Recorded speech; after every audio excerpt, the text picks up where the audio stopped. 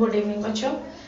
अब देखो, आज हम आप लोगों को एक शब्द रूप बताने जा रहे हैं। ये नया साल का तो मुझे लग रहा है एक मोटिवेशन वीडियो आपको गया होगा और उसके बाद मैं यही भी आपको डालूंगी, तो फिर ये आप देख लेंगे। शब्द रूप बच्चों को पढ़ने में समझने में बहुत दिक्कत होता है, जिसके लिए बच्चों का कमेंट्स था शब्द रूप के विषय में पूछ रहा था, तो मैं उसको ये वीडियो मैं दे रही हूँ आप लोगों को। तो इसमें आपको सबसे पहले देखना है अकारांत बालक शब्द रूप। बालक पुल्लिंग शब्द रूप है और जितने भी पुल्लिंग शब्द हमारे प्रयोग के हैं वो सब बालक के शब्द रूप पर चलेगा। जैसे अश्वः, नरः, गजः, नृपः सब चलेगा। तो हम इसका शब्द रूप को कैसे लिखेंगे पहले ये बता देते हैं, फिर इसका प्रयोग भी बता देंगे आपको। तो प्रयोग है ये, सबसे पहले अकारांत बालक शब्द रूप हम लिखे हैं पुल्लिंग का, उसके बाद स्त्रीलिंग देंगे आपको।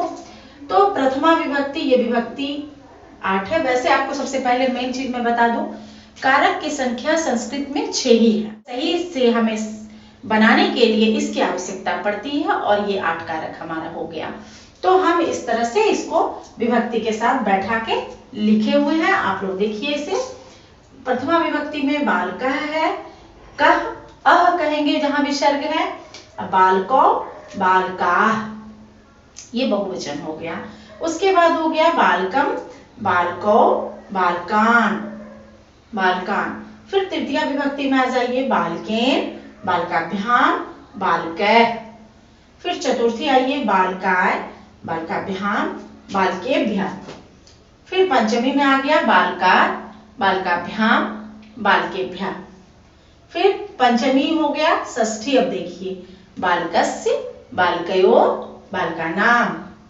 फिर ये सप्तमी विभक्ति हो गया, तो बालके, बालकयोः, बालकेषु। अक्सर इतना ही मुझे प्रयोग में आते हैं। संबोधन का प्रयोग हमें नहीं जरूरत पड़ता है, लेकिन सप्तमी तक हमारा जरूरत पड़ता है। अब हम आपको कारक पर इसको कैसे हम सेट करके बना सकते हैं वाक्य, वो समझा रहे हैं। इसी विभक्ति को प्रथमा से लेके सप्तमी तक हमारा कारक सेट होता है। जैसे प्रथमा विभक्ति हो गया तो ये कर्ता कारक हो गया, द्वितीय विभक्ति हो गया तो ये कर्म कारक हो गया, और तृतीय विभक्ति हुआ तो ये करण कारक हो गया, चतुर्थी विभक्ति हुआ तो ये संप्रदान कारक हो गया, और पंचमी हो गया तो ये अपादान कारक हो गया, और षष्ठी विभक्ति हमारा संबंध कारक हो गया जो कि काउंट नहीं होता है, और फिर सप्तमी विभक्ति जो है वह मेरा अधिकरण कारक कहते हैं, और संबोधन जो है वह प्रथमा विभक्ति में आ जाता है। क्योंकि संबोधन में अक्सर हम देखते हैं प्रथमा विभक्ति वाला ही उठ के नीचे आ जाता है, इसलिए हम लोग संबोधन को प्रथमा विभक्ति ही लिख देते हैं। तो ये हो गया। तो अब हम प्रयोग इसका बतला रहे हैं कि हम वाक्य में कैसे प्रयोग करें। जैसे कि कर्ता कारक मैंने अभी बताया, जैसे कि ये प्रथमा विभक्ति को कर्ता कारक, तो सबसे पहले कारक का चिन्ह मुझे समझना होगा और याद भी रखना होगा कि कर्ता कारक का चिन्ह क्या है। तो कर्ता ने, कर्ता का चिन्ह है ने, तो ने जैसे है तो ये कोई भी काम अगर करता है तो कर्ता ही होता है।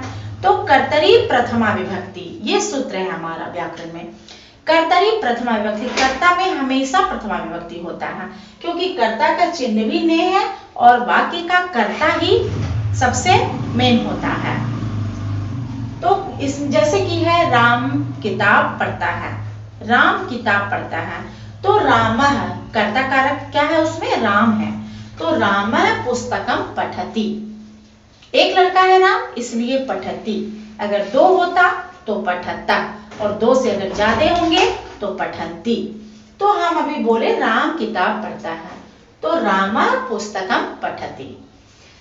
अगर है कि 2 बच्चे किताब पढ़ते हैं तब हमारा हो जाएगा बालको की पुस्तकम पठता, और सभी बच्चे पुस्तक पढ़ते हैं तो बच्चे का बहुवचन बालका, बालका पुस्तकम पठन्ति। तो हमारा ये तब लगेगा। हम तीनों वचनों में आपको प्रयोग समझा रहे हैं। अगला है बालकम, तो ये है द्वितीय विभक्ति, इसका मतलब है कि कर्म कारक है, और कर्म कारक का चिन्ह होता है को, यानी कि अब उसी वाक्य में को भी छिपा हुआ है। जैसे कि राम किताब पढ़ता है, तो वहां को छिपा हुआ है कहाँ, राम किताब को पढ़ता है। तो पुस्तकम हमारा नपुंसक लिंग है, तो पुस्तकम पुस्तके पुस्तकानि, पुस्तकम पुस्तके पुस्तकानि, तो द्वितीय विभक्ति में भी पुस्तकम ही होगा। तो वहां हो जाएगा बालकः पुस्तकम पठति। तो हम वहां पर द्वितीय विभक्ति लगा दिए क्योंकि वो कर्म कारक है। किताब पढ़ता है, किताब को पढ़ता है, तो पुस्तकम पठति। अगर दो लड़के किताब पढ़ते हैं तो बालको पुस्तकम पठता, और सभी लड़के पढ़ते हैं तो बालका पुस्तकम। दो सभी लड़कों ने किताब पढ़ा, अगर ये हो जाता है तब भूतकाल में वाक्य हमारा चला जाएगा। लेकिन अगर हम एक वचन में बना रहे हैं तो वर्तमान काल में बना सकते हैं। अब आ जाइए तृतीय विभक्ति। तृतीय विभक्ति होता है करण कारक, 3 नंबर पे। तो करण कारक का चिन्ह है से के द्वारा। जैसे वह हाथ से लिखता है, इसका मतलब है कि हाथ के द्वारा लिखता है, बिना हाथ का तो लिख नहीं सकता है। तो हाथ के द्वारा लिखता है तब होगा से करण कारक, अर्थात तृतीय विभक्ति। तो तृतीय विभक्ति में हो गया है बालकेन। तो अब हम इसी पर अपना हाथ का संस्कृत होता है हस्तम, तो तृतीय विभक्ति बैठाएंगे बालकः हस्तेन लिखति, बालकः हस्तेन लिखति, तब हमारा यहाँ बालकेन लग जाएगा। अब हम एक ही हाथ से लिखते हैं तो एक ही हाथ का प्रयोग होगा हस्तेन। अगर हमारे पास 2 हाथ है, दोनों हाथ से तो कोई लिखता नहीं है, लेकिन दोनों पैर से तो चलते हैं। अगर हम लिखेंगे कि वह पैर से चलता है, तब हम वहां क्या लिखेंगे बालकाभ्याम, तब हो जाएगा सह चरणाभ्याम चलती, तब होगा क्योंकि वह दोनों पैरों से चलता है, एक पैरों से तो चल नहीं पाता है। तो ये तृतीया का हो गया प्रयोग। अब आते हैं चतुर्थी विभक्ति। चतुर्थी विभक्ति होता है संप्रदान कारक, 4 नंबर पे है संप्रदान कारक। उसका पहचान है को के लिए।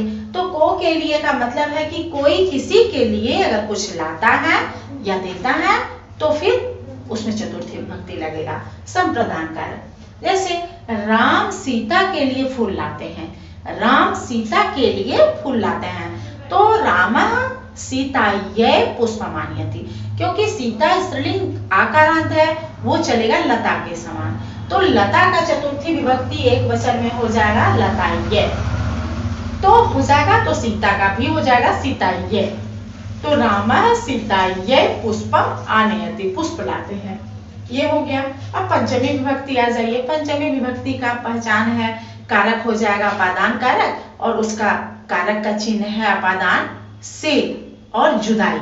जहां की जुदाई हो, से तो करण कारक में भी है लेकिन और से पंचमी अपादान में भी है, लेकिन दोनों से में क्या फर्क है, उसमें के द्वारा होना चाहिए, कनेक्ट होना चाहिए किसी अंग के द्वारा, कोई काम करना है तब तृतीया लगेगा। और यहाँ है कि कोई चीज किसी चीज से अलग हो रहा है, जुदा हो रहा है, तब यहाँ लगेगा अपादान कारक यानी पंचमी विभक्ति। जैसे पेड़ से पत्ता गिरता है, तो पेड़ से पत्ते गिरते हैं ये भी होता है। तो पत्ता गिरता है का मतलब एक पत्ता गिरता है, एक वचन। तो वृक्षात् पत्रम पतति, और वृक्ष से पत्ते गिरते हैं, गिरते हैं का मतलब बहुवचन हो गया वाक्य का। तो क्या हो जाएगा वृक्षात् पत्राणि पतन्ति। तो यहाँ बालकात है तो वहां हो जाएगा वृक्षात् पत्राणि पतन्ति। तो आप समझ गए होंगे कि यहाँ पर पंचमी विभक्ति में जुदा होना है। जैसे वह गांव से आता है तो गांव से अलग हो गया, तो वहां हो जाएगा सह ग्रामात् गच्छति, गांव से जाता है, ग्रामात् गच्छति, गांव से अलग हो गया। षष्ठी विभक्ति है ये संबंध कारक। इससे जैसे कि नाम से ही पता चल रहा है संबंध कारक, इसका मतलब है कि रिलेशन, संबंध जहां ज्ञात हो, जहां संबंध की जानकारी हो। जैसे दशरथ का पुत्र राम है, तो दशरथ से राम की संबंध है, पुत्र पिता पुत्र का रिलेशन पता चल रहा है। यह मेरा घर है, तो मैं में यहाँ रा लगा मेरा। तो का के की और रा रे री ये दोनों ही पहचान है, उनका चिन्ह है षष्ठी विभक्ति का, अर्थात संबंध कारक का। तो संबंध कारक में का के की और रा रे री दोनों होता है, तो हमें अनुवाद बनाने में षष्ठी विभक्ति में प्रयोग करना होगा वाक्य का। जैसे दशरथ का पुत्र राम है, तो दशरथस्य, यहाँ बालकस्य है तो दशरथ भी पुल्लिंग है, तो दशरथस्य पुत्रः रामः अस्ति। और हम अभी बोल रहे थे कि यह मेरा घर है, यह मेरा घर है, तो मैं में रा लगा, तो अस्मत् का मेरा हो जाएगा षष्ठी विभक्ति यानी मम गृहम, मेरा घर है, यह मेरा घर है। इदम गृहम मम अस्ति, या मम गृहम अस्ति, मेरा घर है। उसके बाद हो गया बालके, इसका मतलब है सप्तमी कारक का पहचान होता है में पर। में पर होता है सप्तमी विभक्ति का पहचान, जिसको कि हम अधिकरण कारक में गिनते हैं। तो अधिकरण कारक का पहचान है में पर। जैसे पेड़ पर वानर है, पेड़ पर कौवा है, तो पेड़ के ऊपर है तो वृक्षे काकः अस्ति, वृक्षे वानरः अस्ति। तो इस तरह हो गया। अब जैसे विद्यालय में बच्चे हैं, तो विद्यालय में है यानी विद्यालय के अंदर है, तो विद्यालय। जैसे यहाँ बालके हैं तो विद्यालये बालकाः पठन्ति, विद्यालय में बच्चे पढ़ते हैं, तो इसीलिए यहाँ ये हो गया। अगर द्विवचन में होता है तो यहाँ बालकयो हो जाएगा, और दो से ज्यादा होगा तभी बालकेषु होगा। जैसे यहाँ बाल का नाम है, तो जैसे बाल का नाम है तो कब होगा, जैसे हमारा देश भारतवर्ष है, तो मम का बहुवचन हो गया अस्माकं, ममाभ्योऽस्माकं, हमारा देश भारतवर्ष, हम सब का देश है भारतवर्ष, तब होगा अस्माकं, षष्ठी विभक्ति अस्मत् का। तो अभी हम बालक शब्द रूप का समझा रहे थे और कारक भी सब समझा दिए आपको। तो इस तरह से हम पुल्लिंग शब्द रूप को वाक्यों में प्रयोग कर सकते हैं आसानी से, और याद भी कर सकते हैं आसानी से। बस हमें थोड़ा सा पुल्लिंग शब्द का ध्यान से इसको देखना है, और बस काभ्याम बालकाभ्याम 3 जगह ही होता है द्विवचन में, ये भी ध्यान रखना है कि कहाँ कहाँ होता है, और 2 जगह जो होता है षष्ठी सप्तमी द्विवचन में बालकयो होता है। बस आप लोग इसको याद करिए।